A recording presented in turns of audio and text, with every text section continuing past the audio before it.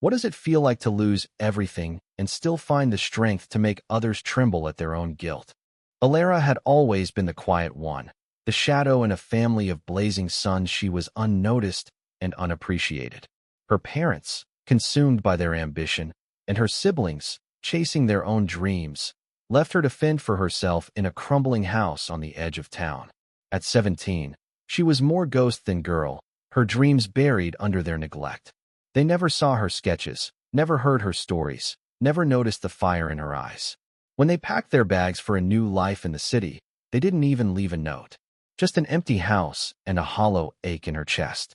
She stood in the doorway that final day, watching their car disappear down the road. The silence was deafening, but it woke something in Hera's spark of defiance. They left her with nothing, but she would not let that define her. Alara scavenged what she could, a few dollars from a forgotten jar, a worn journal, and a heart full of resolve. She walked into town, her shoes crunching against the gravel, determined to forge a path they'd never expect. The world was unkind to a girl with no name, no money, and no one to vouch for her. She took odd jobs cleaning houses, washing dishes, anything to survive. Each night, she poured her pain into her journal, crafting stories of betrayal and redemption. Her words were raw, sharp, and alive, weaving worlds where the forgotten rose to haunt those who'd wronged them. Alara didn't know it then, but her stories were her rebellion, her way of clawing back the worth her family had denied her. Years passed, and Alara's life remained a struggle, but her journal grew thick with tales. One day, a cafe owner, touched by her quiet tenacity, read a page she'd left behind. He saw genius in her words and sent them to a publisher friend. That single act changed everything. Alara's stories, born from her pain, found their way into the world. Her first book, The Forgotten's Revenge, became a sensation. It told of a girl abandoned by those she loved, only to rise and expose their cruelty in ways that left them shattered. Readers wept, raged, and cheered for the heroine who turned betrayal into triumph. Alara's family, now living comfortably in the city, heard of the book. They laughed at first, dismissing it as coincidence. But when they read it, their faces paled. The characters were too familiar, their greed, their indifference, their casual cruelty mirrored in every page. The mother who valued status over love, the father who saw only profit, the siblings who turned away, they were all there, laid bare for the world to judge. The book didn't name them, but it didn't need to. They knew. And so did their friends, their colleagues, their city. Alara's success grew, each new story sharper than the last. Her family tried to reach out, sending letters dripping with false remorse. "We're proud of you," they wrote, as if they'd ever cared.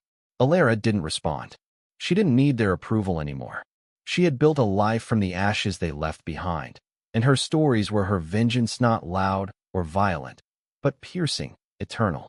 Every book she wrote was a reminder of their failure, a mirror they could never escape.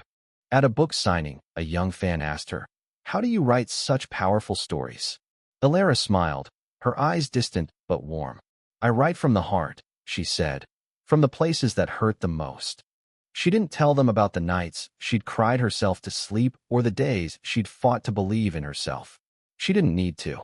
Her work spoke louder than her pain ever could. Her family, meanwhile, unraveled. The weight of their choices pressed down on them. Whispers followed them at parties, in boardrooms, on the streets. "Did you hear? That's the family from the book." Guilt gnawed at them, not because they loved Alara, but because they saw themselves as the villains in her story. They tried to rewrite their narrative, claiming they'd supported her all along, but no one believed them. Alara's truth, woven into her fiction, was too raw, too real. Alara never looked back. She built a life surrounded by people who saw her, really saw her. Her readers, her friends, the cafe owner who'd believed in her, they were her family now. She wrote not for revenge, but for those like her, the overlooked, the discarded. Her stories gave them hope, a voice, a spark to keep going. In the end, Alara didn't need to confront her family. She didn't need to scream or fight. She left them with something far worse, regret that would haunt them forever. While they lived in the shadow of their shame, Alara shone brighter than they ever could. Her stories were her legacy, proof that even when you're left with nothing, you can create something unforgettable.